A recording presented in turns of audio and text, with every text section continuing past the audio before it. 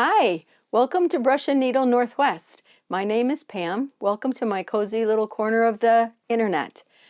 Grab a cup of whatever it is that you would like to drink and let's talk some knitting.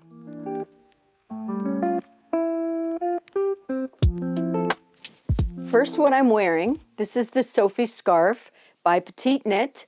I have my notes here. So if you see me glancing down, that's what I'm doing. No way can I remember all of these needle sizes and different yarns. I purchased this yarn at Flock Fiber, which is a fiber festival every year in the summer in Seattle. This next year, it will be July 31st to August 2nd. If you're in the area, take a look. It's a wonderful place to shop, wonderful vendors. But this is the Sophie scarf by Petite Knit. It's a paid-for pattern on Ravelry. I knit it with Sorella Classic DK, which was the summer it's a summer sorbet colorway, was a colorway that she did particularly for, was a show special last year.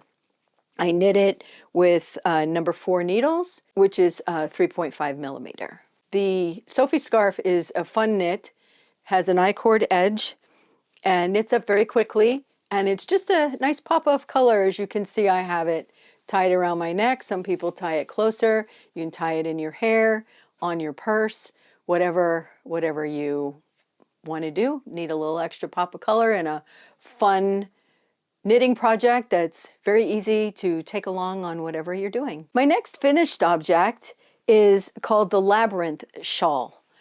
And I have shown the colors for this on my last video and on my Instagram, but I was not able to show the entire shawl because it was a mystery. Every year, the Rose City Yarn Crawl is in March, and they usually have a mystery knit along and a mystery crochet along.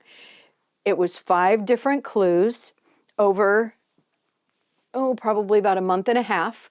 This year, I was especially attracted to it because it was mosaic knitting, which I have not done a lot of. And each clue increased in difficulty. So I felt that it'd be a fun one to try and also have a great learning experience. This is knit from Barker Wool Fern 4-ply fingering in the colorway Viva, and it's definitely a bright Viva color. And the contrast is Spincycle Sport in Sugar High.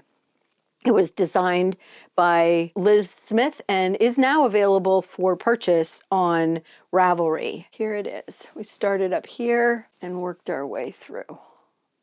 So speaking of the Rose City Yarn Crawl, I was able to go this year.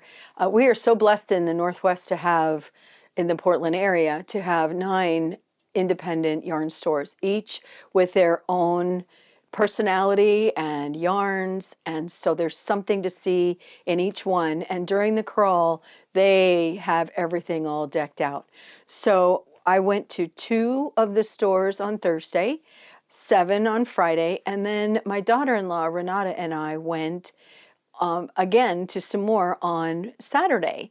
Speaking of my daughter-in-law, she gifted me with this beautiful bag. This year, the theme for the yarn crawl was mythical creatures, and it was stuffed full with wonderful yarn, which I'll show you now. But before I do that, you'll have to give my daughter-in-law a follow. She is _Wren, WREN, _fair, FAIRE.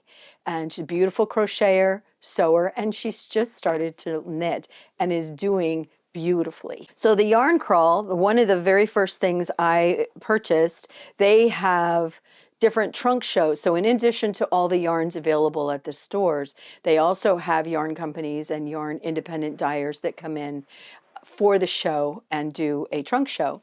The first thing I purchased was, this is by Crow and Crescent. It's actually showing up as kind of a barn red on video, but it actually is a very cool red. It is called Vengence. And with this yarn, I am going to make, I bought a sweater's quantity. I am going to make this sweater called the Irish Gold cardigan. I know that sounds kind of funny. I bought red for an Irish gold sweater, but I am excited and think that it's going to be beautiful. One of my friends who is also a newer knitter wanted to do her first sweater. So she picked out the pattern and we all got yarn for it. And so I'm going to knit it at the same time she is and help her along with it. So by the next video, we'll probably have our gauge swatches done and maybe a little bit of the sweater as well. The next thing I purchased also from, I have all this stacked on the side over here, also from Crow and Crescent, is this. It's blue. Put it up here to see. There you go. It's dark blue and black and the beautiful pops of the brighter blue sock yarn. And this is called Nocturnal. And I'm going to make socks. I tried to get some. I'm always knitting the lighter color socks, which I love. But the reality of it is I usually wear dark slacks. So I wanted to get some different yarns to go with that. However, as you guys all know, as knitters, knitting with darker yarn is tougher, but coming into the spring and summer, I'll be able to knit on the deck and be able to see it a little bit more. I also purchased this yarn for socks as well by Fiona Kay, which is also an independent yarn dyer here in the Northwest. And this is called Monster Romance. I purchased this yarn here. This is DK. It's by Coast to Coast Yarn Company, and it is titled Crater Lake, and it is a Shaniko DK weight, and I am going to knit this Pacific Grove top. And this is also a paid-for pattern on Ravelry. Has a lot of interest on the bodice. It's top down. And one of my first short sleeve sweaters. I normally knit the big bulky sweaters, but I'm excited to have one to wear in the spring and the summer this year. One of the other things that I purchased at a store called For Yarn's Sake, as we know, the fiber company is not going to be producing yarn anymore, but they still had quite a bit on sale, which is always great. So I was able to pick up some different colorways. This one is called Windermere, and this is their Cumbria fingering. And then I also got Amble, their Amble. And I have always wanted to, years ago, Kelborn Williams, Woolens, Kelborn Williams is a real estate company in town, and I constantly mess it up. It's Kelborn Woolens. They put out 12 months of mittens, and I've always wanted to knit several of these. So I thought I'm going to start with the January mitten, which is a color work mitten. And those are the two colors I'm going to use. I also bought some others, and there's several of the different mittens that attracted me. So I thought that I would knit up a few for gifts and to keep ourselves warm during the colder months here. Finished objects. I finished my ranunculus sweater, and it is on the blocking mat. I will put a picture up here, and you'll be able to see it. And hopefully I'll be wearing it during my next video. My Anthology throw is coming along. One of the things I think I've mentioned, the Anthology throw is a paid-for pattern by Helen Stewart. One of the things I think I've said before that I love about her patterns is that every row is written out, so there's no guesswork. And she also puts a percentage. And according to the pattern, I am 70% finished. So I have a few more to go, but I have a big increase. This is 570 stitches on here now. The increase goes up to 1,000 stitches. So I think it's going to go slower.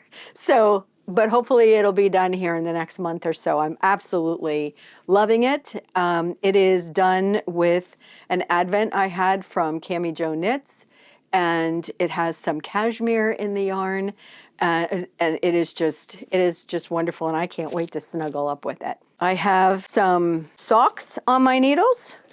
Always have socks on my needles. This is called Hermiones Everyday Socks. Just got a little bit of pattern in it. And I love my little progress keeper here is from the Littlest Charm Company. And it, oh, did it turn around? There's a little face. It's a little raindrop, which is very appropriate for the weather we've been having here in the Northwest. And then I still have a Valentine stitch marker. By the way, with stitch markers, when you're using sock needles, they're kind of too small for these stitch markers to put one on each. They fall off. So what I do is I have one stitch marker and both fit in there just perfectly. And that holds them. But this was a gift from a friend of mine. I believe she said she got them on Etsy. But this pattern is Hermione's Everyday Socks, and it is a free pattern on Ravelry. And I have them housed in this beautiful bag by Robin's Nest Knits. She is doing a bag a month this year, different ones. And I have several of her bags and absolutely love them. This one is a drawstring. And I love this size. Even though it's bigger for socks, I like to have a little bit of room in there so I can put my tools and things. I have some sock size bags as well, but this gives you some space and it's easy with the handles to just kind of carry it along with you.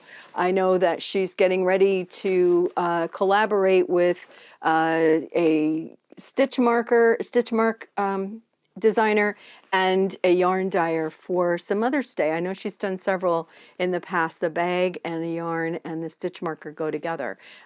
Good quality, so give them a look. And then I have a new sweater. Now this sweater has been in timeout for a little bit and it is now out of timeout.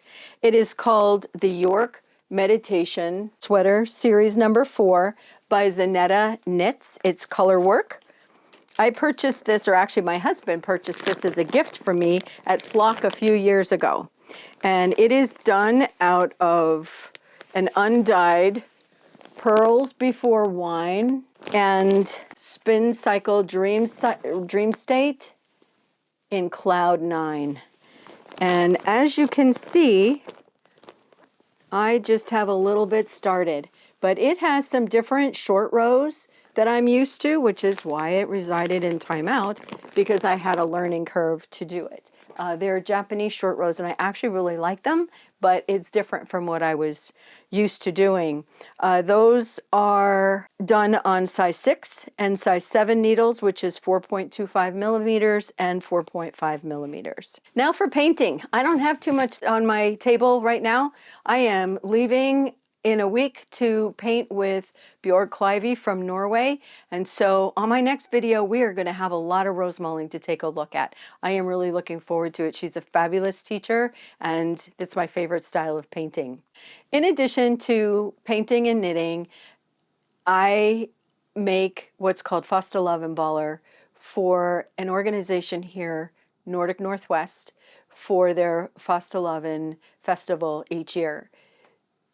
If you're interested, there'll be a few pictures here of what they are, but if you're interested in how I do it and a little bit more in-depth look at what Fastelavn is and how to make the baller, I filmed a separate video that the link will be right up here. You can click on it and take a look, and I hope you enjoy. Thank you so much for spending some time with me. I enjoyed it. I'm hoping to be back again in another month. Until then, stay cozy and stay crafty and enjoy. Bye-bye.